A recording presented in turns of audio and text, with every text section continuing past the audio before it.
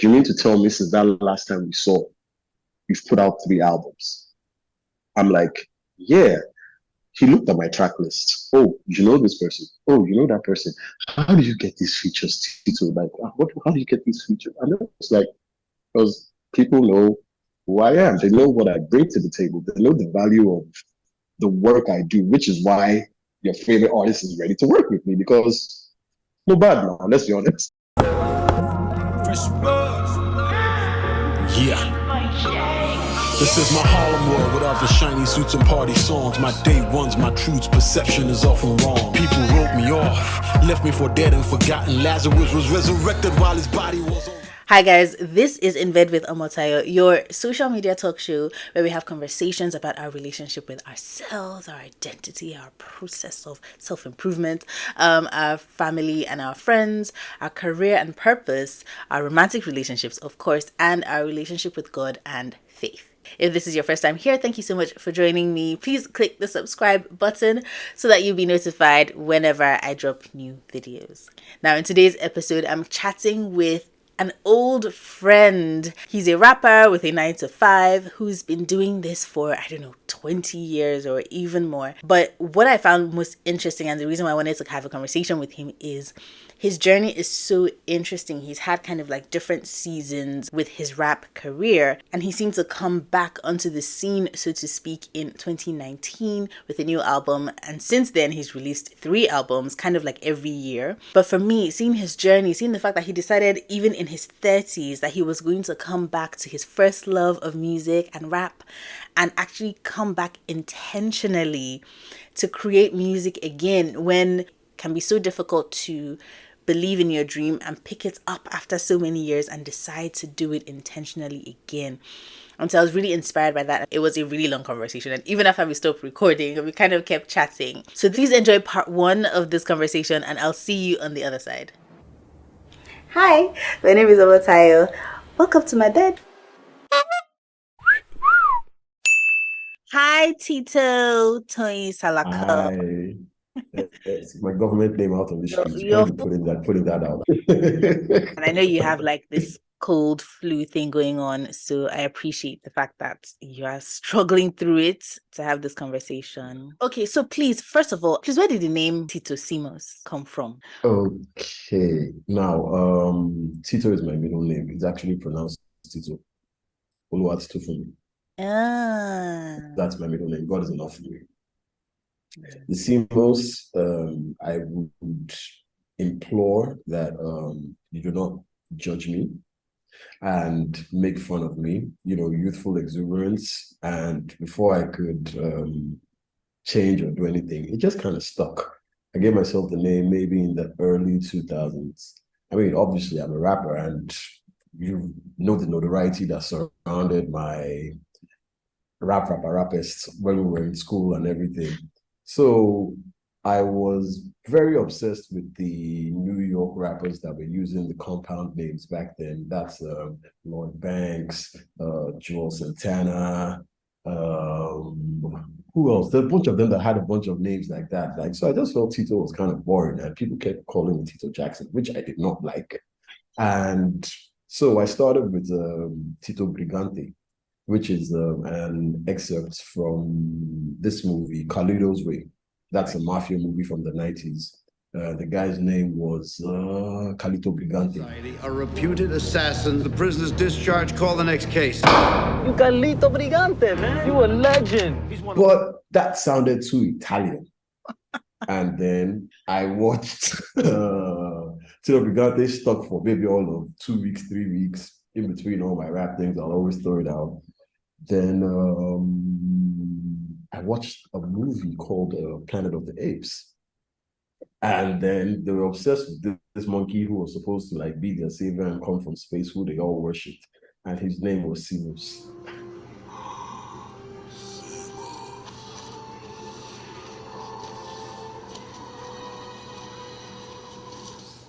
So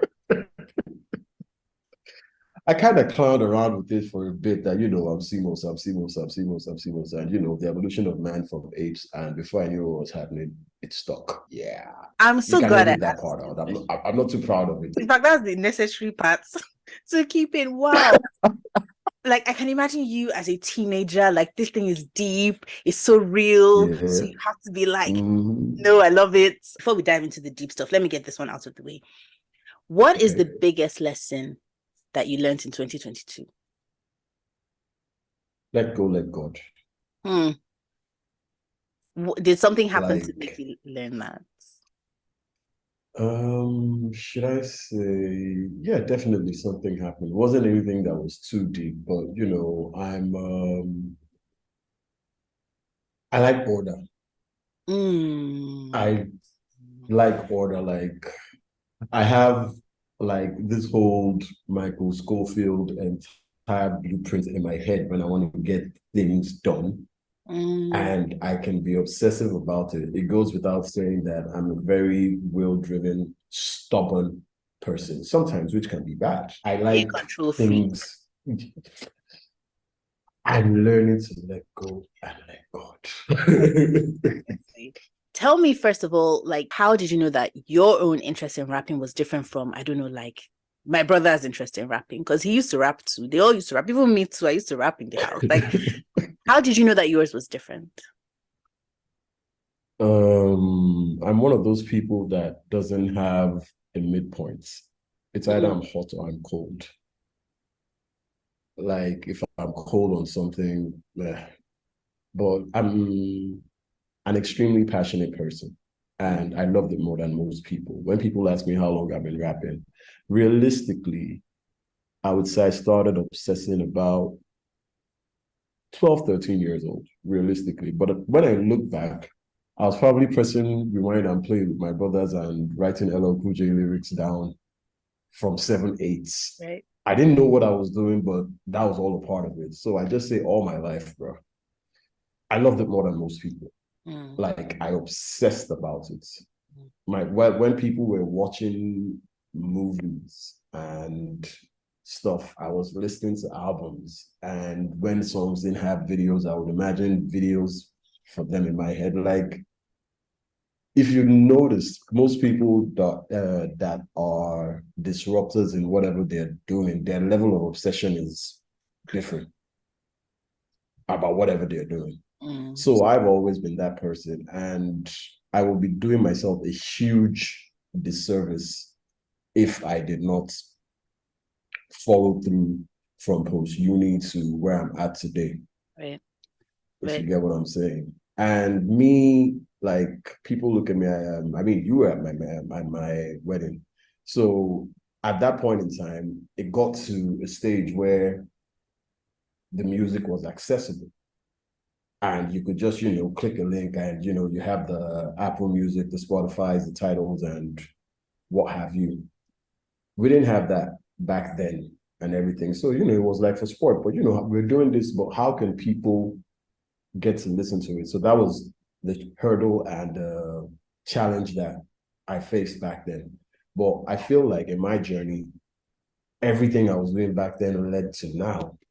Even when I was in secondary school, I would draw and write album covers and write track 1 to track 15. I would write track 1, okay, I finished it, go to track 2, write it, and I'll say my album is finished. So, that was just like, okay, I can do this now. People can get to hear it. So that's why I did one 2019, boom, 2020, boom. So now you're getting married.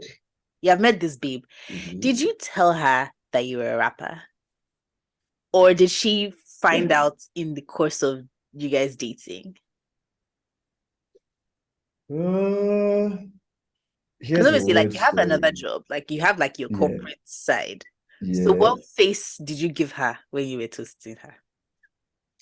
It was weird because her sister is also creative. Right. So I had known her sister for maybe 5 years at the time. Right. But I was in a suit and tie and everything. So she knew of me, but then I walk in and I'm like, hi, my name is Tony. And she's like, okay. And I didn't present myself as a rapper. Right. But I mean, there's a stereotype that you'd expect for I think I finessed a bit, to be honest, because I didn't approach her with the rapper energy. Mm. I was mild mannered and speaking English and showing a lot of order and whatever. So the rapper side, I think she might not have seen it particularly until maybe closer to marriage. That's part because I know so many creatives, and I remember one of my friends who's married now. He's an actor, and he's just like, "This is the only thing I can do in my life." Like, I'm not like people who can get another job. So if I don't make it in this area, I'm screwed. His wife met him like that. So she knew what she was entering. She knew it was going to be grace of God and prayer that was going to help them through until somebody blows. In your case, how was that switch? Like when you're like, man, I know I'm doing 9 to 5, but this is really my dream.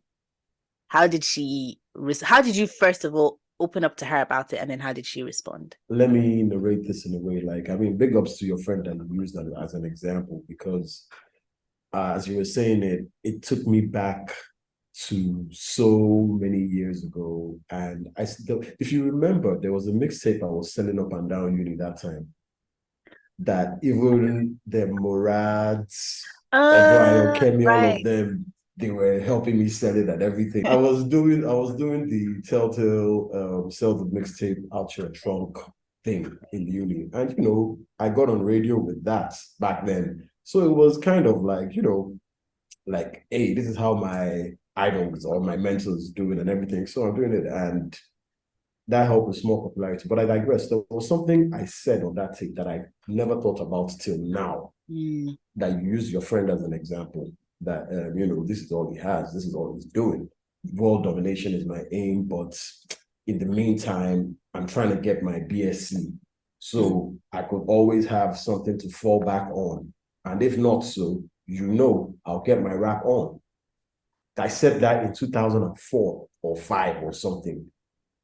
And as you were talking about your friend who studied theater arts, I was like, this is like a double-edged sword for me, because should I say I always stayed in my comfort zone because I knew that last, I can't keep myself. If this one doesn't work, sharp put food on the table, you do it, which can be good. And quite frankly, the way I see it, it might have held me back some, because I know that, okay, family is there. I shall have other ways that I can earn money and everything. So I struggled with that for a longer time, but till it took me to a point where I knew I had to be 100% intentional and act like I've got every single thing to lose if I don't chase this music to do it at that level. Forget my degree, forget my 9 to 5, forget whatever grace and support system that I might have. Let's assume this is all I have. It took pretty much the greater part of my adult life to be able to chase it with that kind of energy. I'm still hungry. I think everyone can see it at this point. Anyone who's paying attention to me anyway. One life to live, it's my journey, and I'm big on purpose. And my purpose, without a doubt, without any second guessing, is tied to my artistry and being a poet. It might not be on a grandiose scale, but I'm getting messages like, thank you, you saved my life. And I'm like, when you rap, you get what I'm saying, that, thank you. I was going through a dark phase at this period. So when I started getting those messages in the past 3 years in trickles, someone will be like, oh, there's this song that you did the first time I heard it. I couldn't stop crying. And I'm like, my leg was crying you, but I've now just realized that, that energy I'm putting in and people are receiving and interpreting it in whatever channels and whatever that, and connecting with emotions. So that's keeping me going, that, okay, I hear you, I see it, that I'm onto something here. And that's pretty encouraging for someone like me. So let's get to more people and let's keep sharpening the iron and everything. There's like 15 years or 10 years. And maybe you were writing rap by yourself, but we didn't see it. What was happening in that time? Like, can you talk us through what was happening in that time in your mind? And what happened at the moment you decided, I'm going to come back, that 2019? What I've dealt with through those years, what I'm still dealing with is a lot of imposter syndrome. Right. But I'm aware of it now. So I'm in a better place to handle it mentally, to recognize the fact that I'm him. Like, no bad now, it's all beans. And, I put in the hours, I put in the work and everything. In 2019, there was a particular label that I was trying to get to sign me and finance my whole ordeal. And we didn't exactly see eye to eye. Let me not sugarcoat it. They didn't want me. And that was enough to discourage me and tell me that,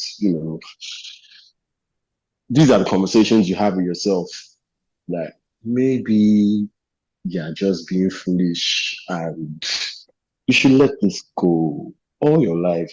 No label has signed you. That guy, just be humble and just calm down, live life. You're married now, chill and everything. I ran into this particular dude at the label late last year. And he saw me and he's like, "Oh, Teeto, good to see you. How's everything going? That, I see that you've put out some stuff here and there. Like, how's the music going?" And I told him what I've been up to. And I saw his face drop. And I was wondering what the emotion was like. Okay, that's what's going on and everything. And he's like, "You mean to tell me since that last time we saw, you've put out 3 albums?" I'm like, "Yeah." He looked at my track list. People would ask me, "Oh, you know this person? Oh, you know that person?